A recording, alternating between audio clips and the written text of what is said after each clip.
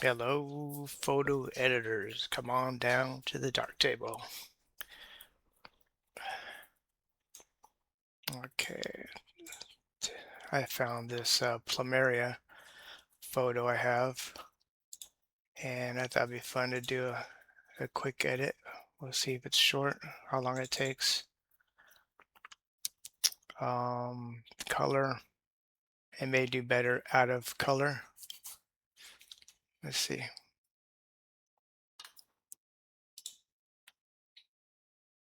I'm gonna make a new instance of my exposure, leaving the base alone. And I like to rename it. I'm just gonna put 2 on here.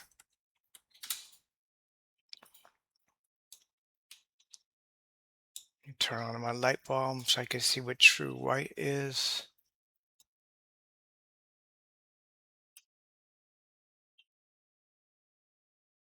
All right, nice. And I finish off the whites, the brightness with filmic.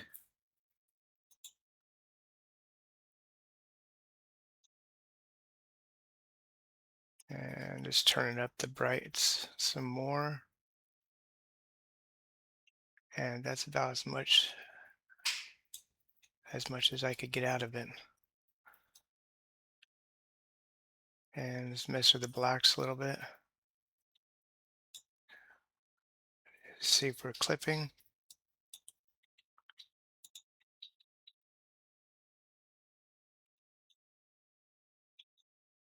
A little bit there.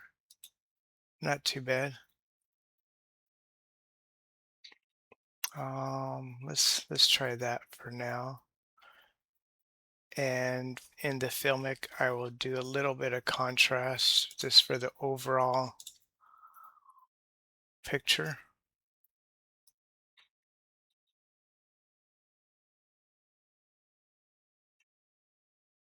And taking into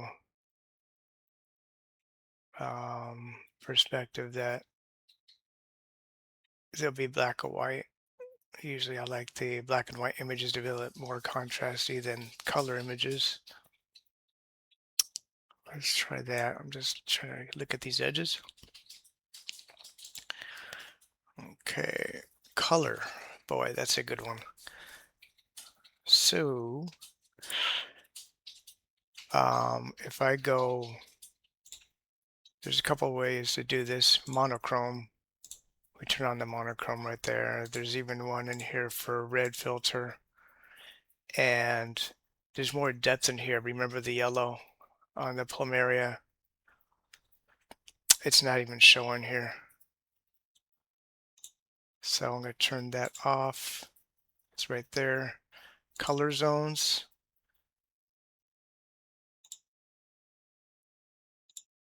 And again, it's not showing it. I could experiment with a little bit, doing some damage to the image. So I'm not really liking what I'm seeing.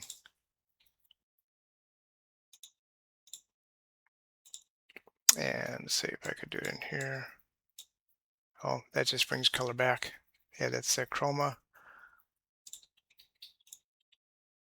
And the hue, um, nothing in there. So I'm not going to use either the monochrome or the color zones in this one. Instead, I'm going to go to my color calibration, and I'm going to go ahead and choose the monochrome in here. And already I could see the depth from the color left over in the center of the flower over there. And I'm going to just go down each one and see which one gives me the most contrast in here. One by one, a little bit darker, a little bit darker there too. That's the 4 plus. The 5 is going lighter for me, and it's completely gone. Let's go back up to the 4. So I will stick with that one because it gives me more depth in the whole picture. I like this right here. So let's stick with that. While I'm here, let's go back to and get the overall balance of the whites. Okay, that should be good. And so that takes care of, we're not going to do anything in here for the color. We have one exposure from the base. We have a color calibration. We have our filmic for the whites. And let's go tone curve. And I'm going to shoot for a little bit of S. So I'm going to bring this one down and then put one in the center to keep it all together. And this one up a little bit for the whites. And I'm going to bring this one down just a little bit more. Okay, a little bit there. Nice. There's our tone curve. Let's go to our contrast equalizer. Let's turn off the light bulb.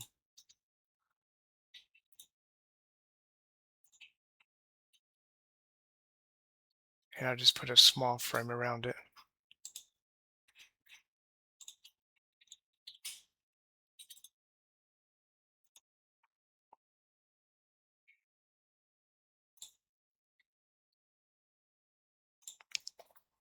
Back to the contrast equalizer. I like black and white, a little grit, some coarseness to it. Not that much. Let's see if we could try the opacity. And there's normal, according to Darktable. Let's see if it truly is. It looks like it is. And maybe not the whole picture. So I might do a mask. And I like right about there. And I'm looking right here on these lines. So let's get a brush out. Want to do a path? Let's do a path. Or a circle, an ellipse. Let's do a path.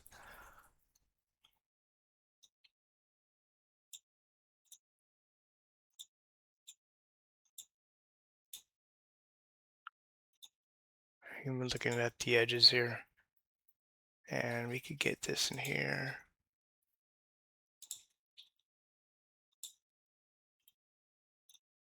There we go. And I'm just using my mouse and that makes it bigger. If I do the shift, there we go. It looks like it feathers it out a little bit more. So we should have our mask on there with the contrast equalizer. And it looks like it should be just adding it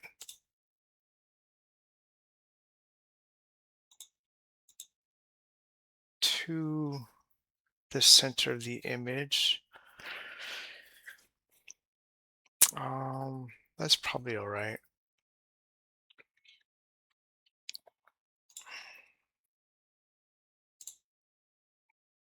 All right. I'm gonna work on the edges a little bit more. High pass. And that is just the areas that will be affected. So usually with high pass, I start about 8%. Let's go about right there. there so you can see the edges. And next you use overlay under mode,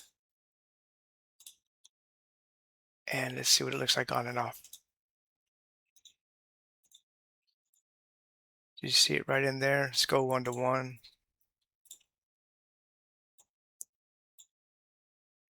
and turn it on and off. There's off, off, on. You can barely see it, huh?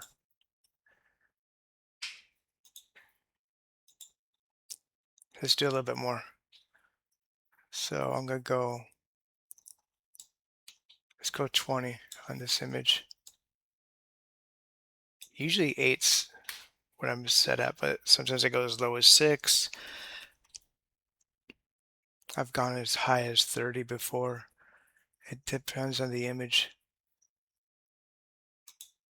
So there with 20, about 20 on both. Now we can see the difference. Let's see how it looks on the overall image. Heck, well, now we could do fit. Okay, so it looks pretty sharp. Does it look unnatural? I don't know, I think it looks all right. I'm just gonna bring it down just a bit. Let's go 10%, 13% there. And we'll call that one done for the high pass. Just a little bit. Okay, so the noise, let's look at our image information. Go down to ISO 90. That's pretty good. So we will not need the ISO, the denoise tool at all. That's just going to take the sharpness out, and we don't want to do that. Okay, so we're back here. We've done everything here. We could turn on our lens. Why not? And it's my Nikon. Okay. It's always good to have that. Retouching, we're okay for now. We want to do a dodge and burn. Okay, so that's next. This we use my exposure. Another instance. And the name will be burn. And we'll work on the dark. And so we will make it dark. And so what we're focusing on is the depth, and here's some more. And I bumped that. So that's 0. And we don't want to darken the whole image, just those areas. And that will be our product. So let's grab the brush. And there's my brush. And so the circle is controlled the size by the mouse wheel. And if I click the shift, it's the feather. So let's do that. And the control is, what do we call that? Maybe the contrast, the strength of it. I'm gonna put it at 100. And I'm just gonna bring this down and get some of that in here.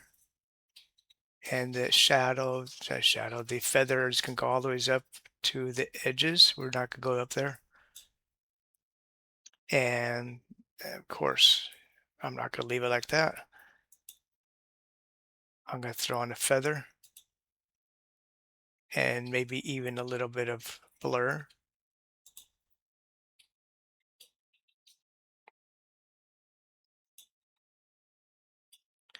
And so that's our first one. Let's see what it looks like. See what we've done. And we will do some more of that over here. And I'm gonna make this one a little bit smaller.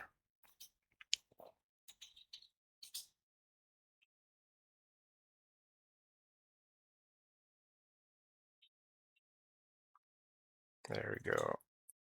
All right. Some more. There's some way down in here. And we could actually control the depth of how dark we're making everything using.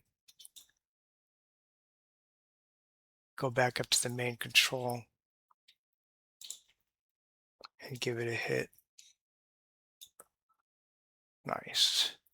And we're gonna do the vein here.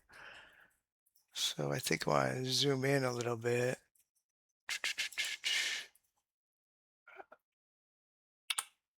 Come on, sucker, turn off. There we go. Sometimes this works for me, and sometimes I can't continue the brush. It makes me click the brush every single time. And today it's being friendly. And my mouse or my keyboard is actually wired. It's not a battery. So I'm not thought that would be for some kind of energy feature turning off my keyboard, but I don't think that's it. And let's see what we got here. So I got two of the veins and follow this one up. How's that? I just want to do a little bit more. So if we want to extentuate, bring this up a little bit more, I could go all the way up here and do that. And if I wanted to, let's say I want to bring this down further, and for some reason I went off course a little bit, I could add another point by using the shift. Come on, sucker.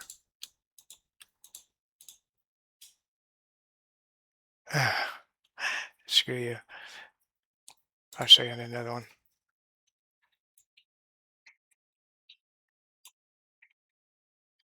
See, I add another point with the control key, not the shift key. And that will let me bend it if I needed to. So I could just grab it now and bend it, just one hand with the mouse. I do want to bring this along this vein right here. Nice. And this one, I'm going to bring this one all the way up here. And it's just going to darken a little bit. And if it's white, there's not much to darken, is there? Okay. Let's zoom back out. Let's see what it looks like. This looks a little straight. That's not right, is it? Now let's try our trick. Click, control. I'm just clicking the control button here. And let's do another one right here. Let's see if that works for us.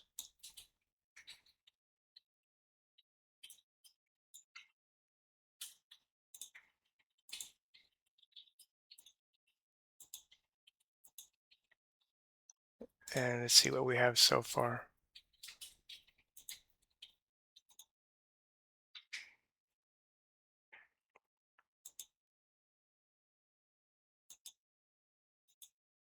Okay. Not too bad. Now let's do, I call that the burn. Let's go do the dodge.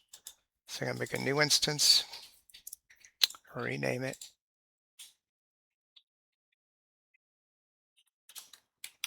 Dodge.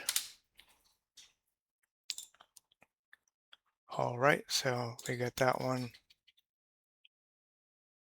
I'm gonna raise this up to, for my whites. Yeah, it's crazy bright. And let's look at our frame.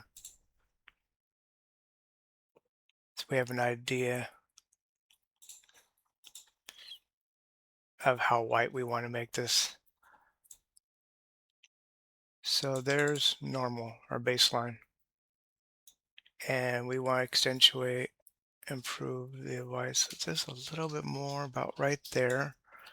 And it's just going to be certain areas. So we can lower this later. Let's grab a brush. And we have a small brush here. let's just dig into it, and I'm gonna make it a little bit bigger, and I'm gonna go right in through here.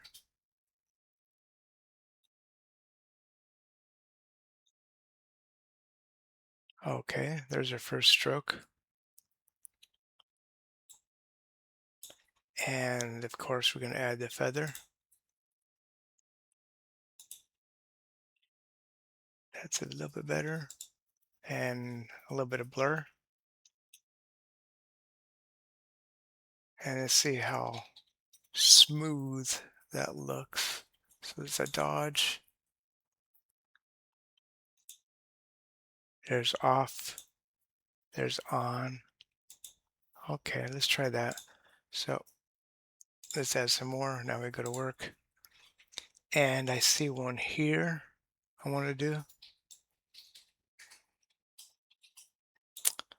And that little end right there was a little bit much. I can move it.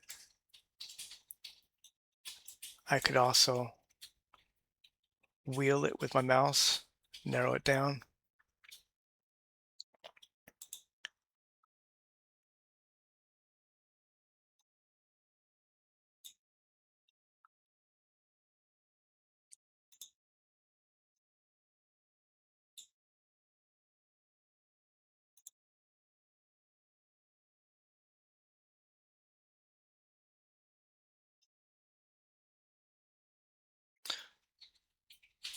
Just going where I think they should go.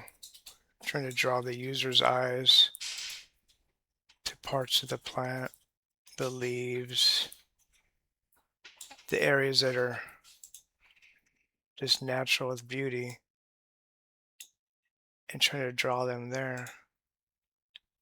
And their eyes will do the rest after I lead them there.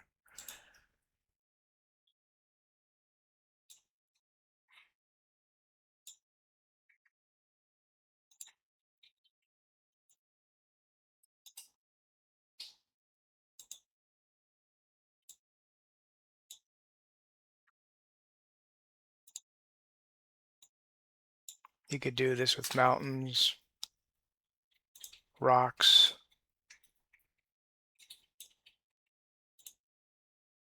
to bring out points that you want to be recognized and for dodging and burning.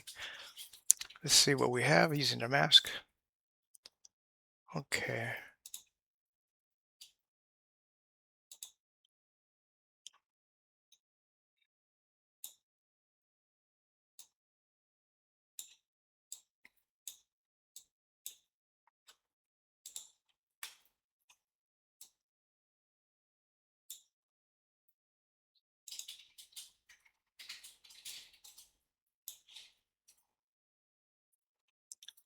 Is it possible I could actually do a natural looking vein?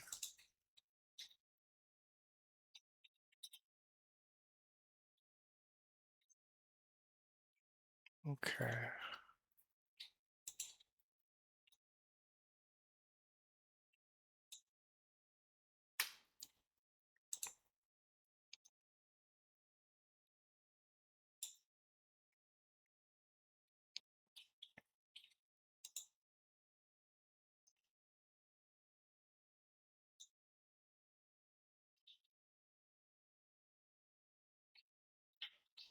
Yeah.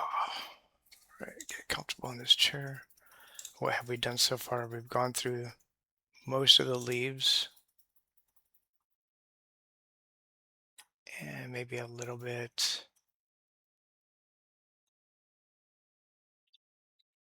up here.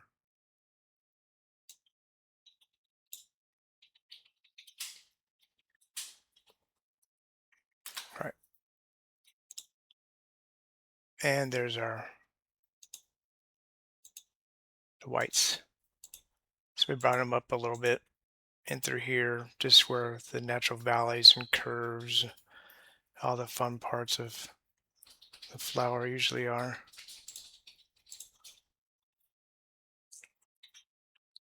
Let's see. Let's do a comparison.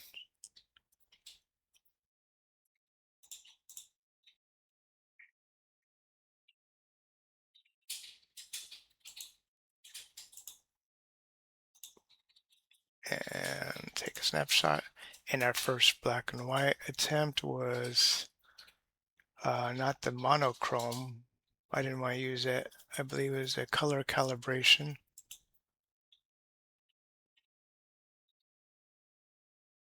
That was it. Take a snapshot.